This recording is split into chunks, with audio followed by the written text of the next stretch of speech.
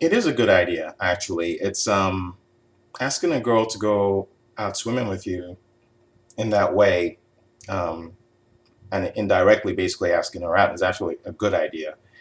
But there's a caveat here, and basically what that is you need to make sure that swimming is something she actually enjoys doing. Okay, if she actually doesn't enjoy swimming, then she's probably gonna say no, or she's gonna be very like, okay.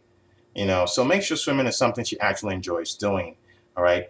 And make sure that's something you enjoy doing as well, because then you already have something in common, something you can share, an activity, all right? And the great thing about using this way to ask her out is it's almost like you're not really asking her out, but you're asking her out. That's the nice thing about it. It's like you get to perform in an activity that you both enjoy, and while you're doing it, you let those conversational juices start flowing, and that makes your chemistry even better.